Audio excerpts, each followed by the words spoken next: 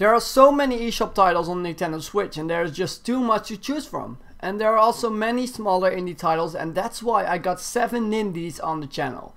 In this series I review 7 indie games on the eShop based on gameplay, fun factor and innovation. And they will all receive a rating, but it's not going to be as in-depth as the other reviews. So without further ado, let's begin with the first review. The gameplay of Tallowmere is fairly basic. You're stuck in a castle and you need to get out. It feels like a 2D realistic game mixed with weird pixel art graphics. However, the gameplay itself can be enjoyable for the first couple hours, but after that it gets a lot more frustrating, so there is not really that much fun to be had in my playthrough. However, this game has been created by one person, which is impressive, but still I have to be honest. Nothing that spectacular to announce here, it's just a basic dungeon crawling game. It just does its thing right, but it fails in delivering a unique experience for the player. Tallowmere is a pretty clunky game, but it's expected that this game is made entirely by Chris McFarland. But still, he could do a better job, but this is all a learning process for his future as game developer. That's why I give this game a 4 out of 10. Violett is a beautiful point-and-click adventure by Forever Entertainment. Its story is about Violett, a little girl that has been shrunk into a tiny little person by an evil witch. And together with her insect friends, she adventures through beautiful handcrafted puzzles to find a solution for this bewitched happening. The game plays smooth and plays nice, however I have a phobia for bugs. However, the game itself looks great, and with quite some great content and a lovely story, this game feels pretty good. Every time you solve a puzzle in this game, you get a nice little animation of a beautiful physics show where balls roll from one way to another and cause chain reactions, which is really a cool thing to look at. The puzzles itself are really challenging and unique to solve. With the help of flies, bugs and other critters, you get a really unique point and click experience, which is always good. Violett is a great point and click game. It has its charms but also its flaws, but for the price it's a great game, and so I rate this game a 8 out of 10. Party Golf by Giant Margarita is a party game like no other. See it like golf but chaotic and insanely fun. With all sorts of neon looking levels to shoot through, it's your job to get to that hole first before your friends do, and with party modes this game is loads of fun to just play with anyone around you. It exceeds in its fun factor as the game doesn't feel boring in any way, and gameplay is suited for those parties with your friends and family. Combining golf and multiplayer is really innovative and it fits well in this game. It doesn't feel wrong or out of place, and that's the beauty of this party title. Giant Margarita delivered a solid party game for any situation, and playing against computer AI is also challenging and fun. And so for that I give Party Golf a 8.5 out of 10. Great game and worth it for the price. Another title from the guys at 10 Tons, this time it's a shoot 'em up Xenoraid. In this game you control a ship and your goal is to defeat the enemies. However, Xenoraid got unique modern features that set it apart from your typical shoot 'em up.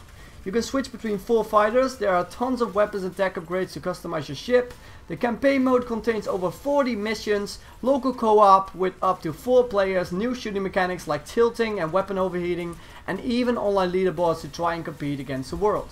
The game is a lot of fun, especially when you have a fully upgraded ship and you just steer apart the other ships. It's so much fun and I can't recommend it enough. The modern shooting mechanics really make Xenoraid more unique with more personality than your typical shoot 'em up, which is just great, and with switching mechanics and more, this game surely succeeds in delivering a unique experience. Xenoraid is another excellent title by 10 Tons. It plays amazingly well at 60 FPS, it's tons of fun, and the game is full of content. And for that I give Xenoraid a 9 out of 10. Great game and worth the money for me. If you are into roguelike and random generated dungeon games like The Binding of Isaac, Enter the Gungeon, Spelunky and many more, then this game is for you. This amazing roguelike title from Upfall Studios is full of content. From new classes to unlock to quests, random weapon loot, boss encounters and online leaderboards. And it gets that extra charm with that good old 60-bit retro look as well.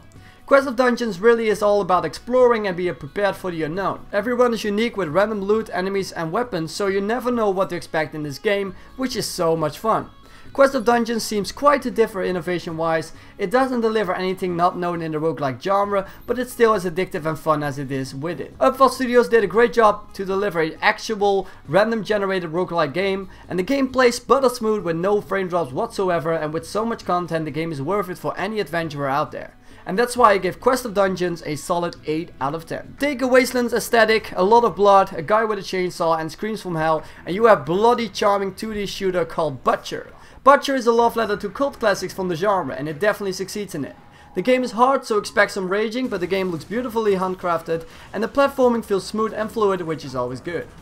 The satisfaction of killing hordes of enemies is what makes Butcher such a bloody experience. Whether you're slicing apart a body with your chainsaw and decapitating someone's head, there's always a lot of blood and gore to be expected, but that is just flipping awesome. Innovation wise, Butcher adds new mechanics and hazards that make the game as fast paced as you can, and the platforming levels are challenging and rewarding as well. Butcher is a great little bloody 2D shooter, and for what it's worth, it's amazing. $10 for this game is definitely a steal, and it will provide a lot of great content for you to enjoy, and that's why I give Butcher a 18.5 out of 10. Puzzle Adventure Blocker is a cute little platformer by the Japanese company Intense, and in this game your goal is to get to the door, and you do that by rotating a giant cube and leading a creature through it, using the shoulder button. And each time it gets more difficult. Also, the dialogue in this game is perfectly cute, however it sometimes feels a bit perverted as the main protagonist is not wearing a lot of clothes. Puzzle Adventure Blocker is a great little puzzle game and provides plenty of enjoyment and excitement for when you need to wait or have a couple of minutes to spare. It's easy to pick up and plays and feels right at home on the Switch.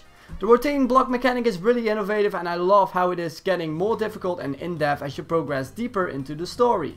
Puzzle Adventure Blocker is a great game by Intense, however $8 does feel a bit expensive for what you get, but it's still a great title worth a try. My rating for Puzzle Adventure Blocker is a 7.5 out of 10. Anyway guys, thank you so much for watching another 7Nindies. I hope you all enjoy, and be sure to subscribe so you don't miss any future reviews, and be sure to like the video. Anyways, this was BroskiPlays, and stay broski.